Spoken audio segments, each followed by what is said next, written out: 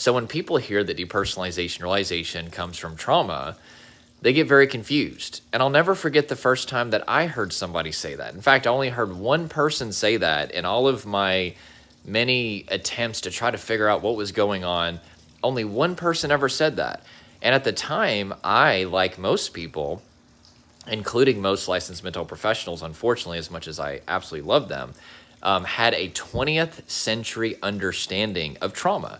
I thought that trauma was a past event, and particularly, I thought that trauma was a very standard list of events. Natural disaster, loss of a loved one, car accident, going off to war, things like that. And this is most people's understanding. It's a 20th century antiquated understanding. But if we go even back further, the original understanding of trauma, whenever we were just starting to understand, the symptoms of trauma and who it affects, we thought that it only affect war soldiers, right? They used to call it shell shock. But then our understanding evolved a little bit and we started to realize, wait a second, it's not just war soldiers that can experience this, it's a lot of people. But since then, in the 21st century, our understanding of trauma has evolved exponentially. There is an unthinkable amount of research papers that are being written on trauma.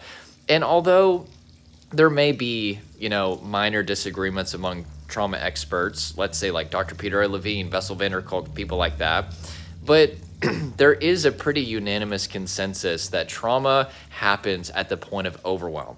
It happens when your nervous system becomes overwhelmed. And what I've realized through my own experience, as well as working with thousands of people over the last 7 years, is you can reach that state of overwhelm due to all kinds of situations that aren't on that standard list. But not only that, there is something called complex trauma, where it's not even necessarily one specific situation that causes the overwhelm. There's repeated stress and adversity over a long period of time. It's almost like filling up a cup of water and then eventually you hit that overwhelm point. But regardless of whether it's a major trauma, which is a sudden state of overwhelming stress, it's like a lightning strike, or a complex trauma, the slow buildup, what ends up happening is your nervous system starts to prepare as if you're dying, and your brain starts to dissociate you, which means to separate you from either your body or the material world, or both, right? It's your brain trying to protect you. So it's also part of the freeze response. A trauma response, freeze response, those are synonymous terms. And so that's why, in order to heal, we don't need to revisit the past. There might be some exceptions to that.